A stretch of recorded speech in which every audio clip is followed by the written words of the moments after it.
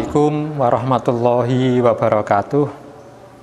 Alhamdulillahirabbil alamin. Assalatu wassalamu ala asyrofil anbiya'i wal mursalin wa ala alihi wa ashabihi wa man tabi'ahu ila yaumiddin. Qala Allah ta'ala fil Qur'anil Karim, a'udzubillahi minasyaitonir rajim. Bismillahirrahmanirrahim. Ya ayyuhalladzina amanu hal adullukum ala tijaratin tunjikum min adzabin alim tu'minuna billahi wa rasulihi wa tujahiduna fi sabilillahi bi amwalikum wa anfusikum dzalikum khairul lakum in kuntum ta'lamun. Bapak-bapak, ibu-ibu, saudara-saudara, pemirsa kajianmu Magelang, kesempatan kali ini yang akan kita angkat adalah Kiai Haji Dr. Andes Sunardi Sahuri, seorang ulama mujahid dakwah. Ya. Orang sering menyebut beliau Pak Nardi.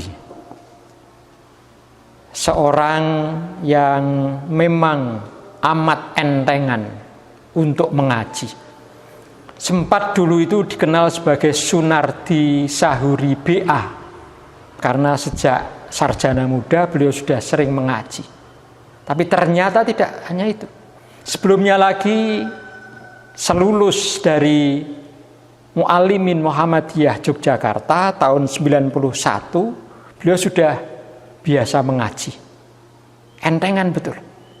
Sehingga sempat beliau itu dikenal betul oleh mahasiswa Jogja, terutama yang ber-KKN, untuk mengisi pengajian di lokasi-lokasi KKN yang memang di pelosok-pelosok. Itulah Kiai Haji Dr. Andes Sunardi Sahuri. Ya.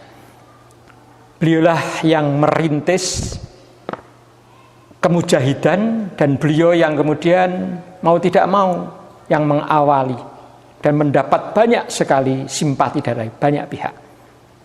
Kesempatan kali ini kita akan mengungkap 7 fakta kehidupan tentang Pak Nardi yang memang panjang usianya 66 tahun, tapi kita akan berbincang barang 15 menit. Fakta yang pertama, terkader di Muallimin Muhammadiyah Yogyakarta. Ya, Pak Nardi tidak hanya percaya, melainkan yakin dan konsekuen akan kekuatan sistem pendidikan di Muallimin Muhammadiyah Yogyakarta. Sehingga tidak hanya beliau yang menjadi alumni, tapi 3 anak beliau yang laki-laki dipercayakan pendidikannya di Muallimin Muhammadiyah Yogyakarta.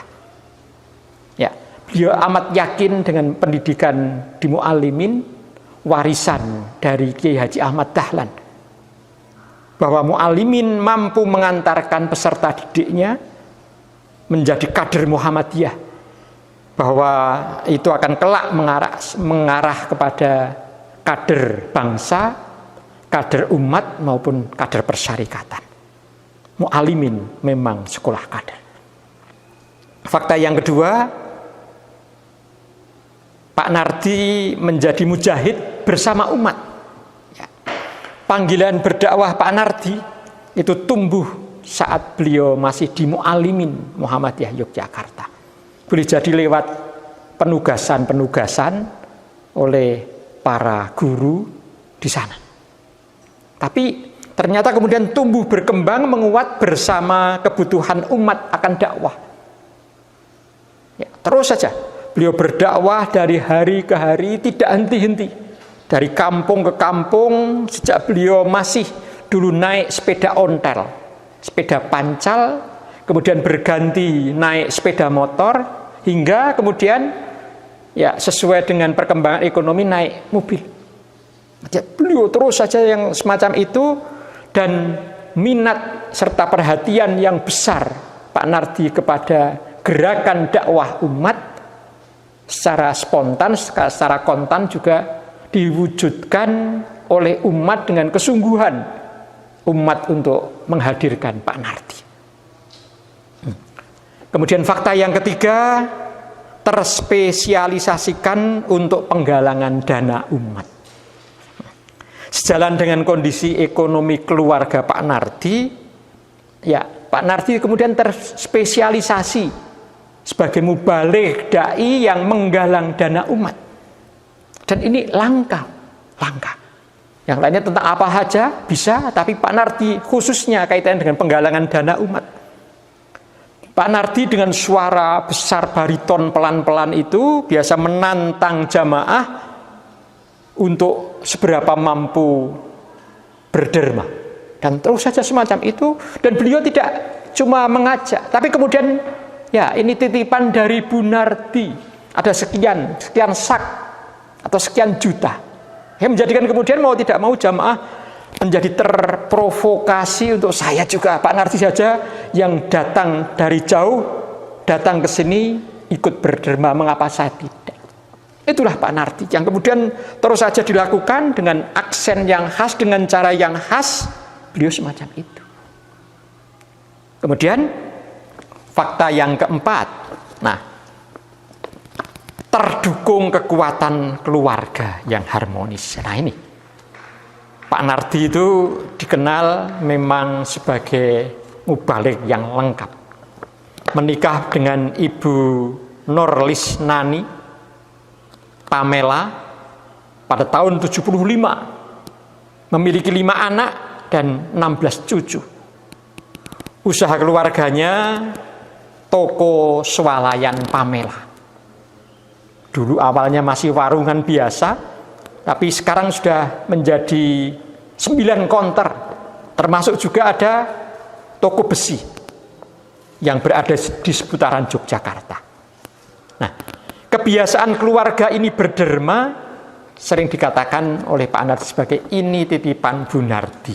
Ini titipan Bu Nardi. Itu diambilkan dari zakat, langsung dipotong per hari. Bahkan ada kadang kemudian menunggu sampai dengan 1 bulan, diambil pada bulan berikutnya. Semacam itu. Fakta yang kelima, Pak Nardi sebagai ulama dan mujahid dakwah. Jabatan formal sebagai wujud keterlibatan beliau pada gerak dakwah umat cukup menegaskan kualitas, bidang, dan cakupan nilai yang tinggi Pak Nardi. Di antara yang tercatat hingga wafatnya, Pak Nardi adalah Ketua Dewan Dakwah Islamiyah Indonesia yang dulu didirikan oleh Pak Natsir. Beliau juga Ketua PDHI, Persaudaraan Jamaah Haji Indonesia Yogyakarta. Membangun gedung dan lain-lain itu Pak Nardi. Tapi juga Pak Nardi menjadi pembina 7 yayasan pendidikan Islam yang beliau anukan. Banyak, termasuk menjadi bendahara Forum Ukhuwah Islam Yogyakarta. Selain juga beliau menjadi pengawas Badan Wakaf UII Yogyakarta. Pak Nardi semacam itu. Fakta yang keenam, jamaah melayat saat sang legenda ini wafat. Ya.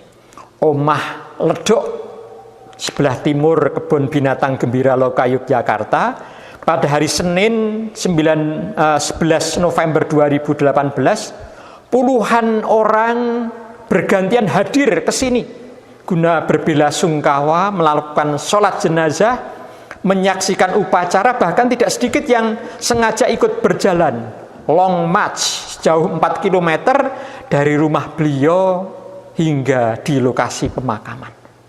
Mereka semua merasakan kehilangan panutan umat, berbelasungkawa betul. Kemudian fakta yang terakhir, fakta ketujuh, ajaran Pak Nardi. Ya, Pak Nardi datang itu selalu hadir sebagai sosok yang optimistik. Ya, beliau sekaligus menjadi model contoh hidup yang produktif dan berkemakmuran. Beliau pekerja keras di mana saja tempatnya, dan beliau dalam 1 hari kadang 3, 4, 5 tempat yang jauh, dan beliau semacamnya, dan ninggali uang di mana saja berada, terus semacam itu, menjadi contoh konkret sebuah keluarga yang amat produktif, dia berderma, mudah berderma, dan ternyata kekayaan Pak Nardi dan keluarga tidak pernah berkurang, justru bertambah lewat usaha, terutama adalah swalayan Pamela. Nah, ini terdukung betul kaitannya dengan keluarga yang harmonis, dan ini inspiratif sampai kapanpun. Pak Nardi adalah penggalang dana umat. Ya, demikian, semoga kita mampu mengambil hikmah dan manfaat dari keteladanan Bapak Kiai Haji Dr. Andes Sunardi Sahuri, seorang ulama mujahid dakwah, penggalang dana umat.